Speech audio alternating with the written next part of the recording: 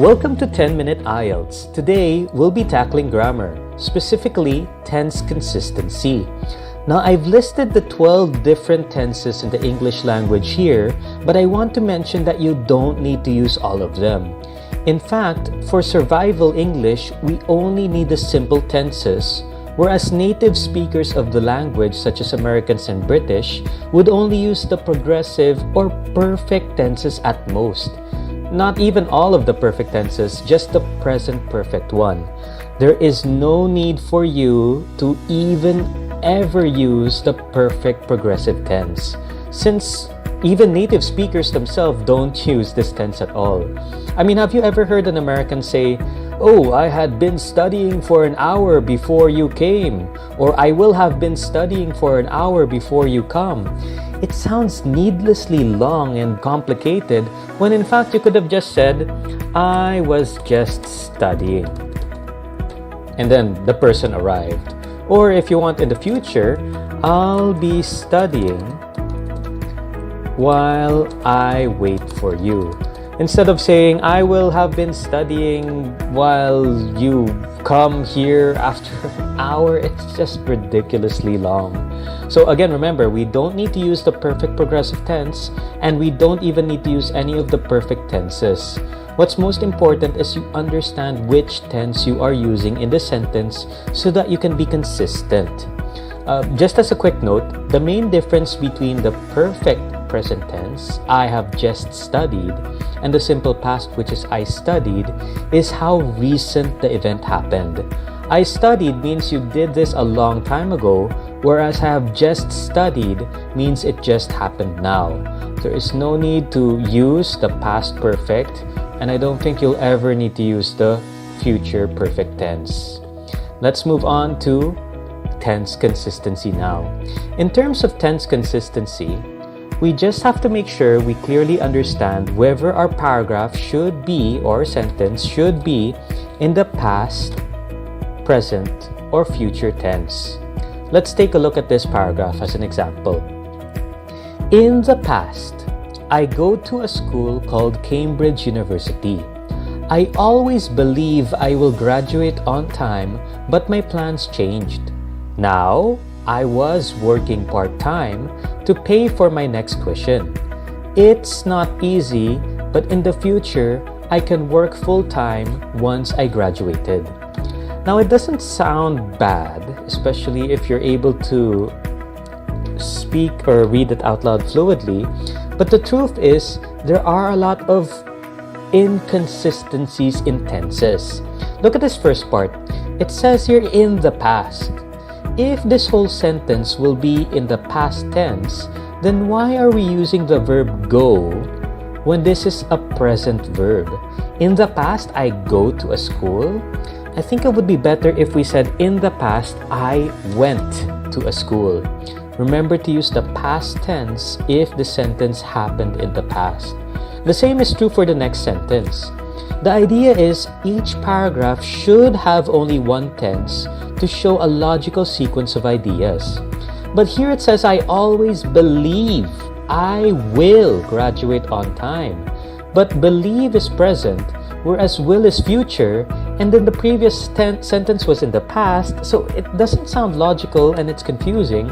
We should make this past tense instead. By adding the D, I always believed, and then the past tense of will is I would graduate on time, but my plans changed. Let's read that together. In the past, I went to a school called Cambridge University. I always believed I would graduate on time, but my plans changed. Notice how all of these sentences and events seem to happen in the past, which makes it consistent and logical. Let's move on to the next sentence. Now, I was working part-time to pay for my next tuition, but if the sentence is talking about now, why am I using a tense was? Maybe you meant to use before, or maybe this should be in the present tense. And the present tense for was could be, now I am working part-time to pay for my next tuition. Now this gives us an idea. Most likely, this next sentence is happening in a different time, and so this will be our present paragraph, a different paragraph from the previous one. The reason why it's important to do this is so that we have one whole cohesive idea per paragraph. Let's continue with the next sentence. It is not easy, but in the future, I can work full-time once I graduated. Again, it doesn't sound like there's a lot wrong with the sentence since it is using the present tense. But the moment you mention in the future, why use this verb can when we could use will and then even be able to, so that it sounds more consistent with the future tense. This also gives me a bit of a problem with graduated because graduated is a past form of the verb. Let's make it present, or at least seem like the future, by taking out the D so that it's graduate. Now let's read it out loud. Now, I am working part-time to pay for my next tuition. It is not easy, but in the future, I will be able to work full-time once I graduate. And that sounds so much better and logical. If you want, you could even make this a different paragraph just because it talks about a future scenario or a future idea. I hope that with this, the paragraph will now sound logical as we have divided it into 3 different paragraphs. Let's read it out loud. In the past, I went to a school called Cambridge University. I always believed I would graduate on time, but my plans changed. Now, I am working part-time to pay for my next tuition. It is not easy, but in the future, I will be able to work full-time once I graduate. There you have it. Now you understand how tenses can be important to make your ideas sound logical and at the very least proper or more fluid in terms of delivery.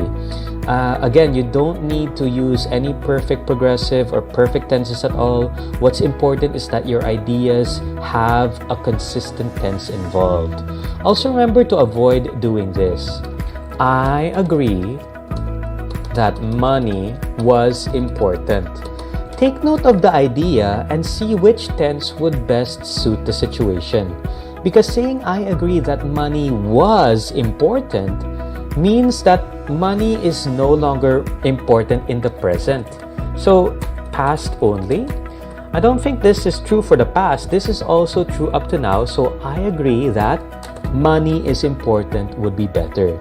It's like saying, you were so beautiful, which means now she's not beautiful.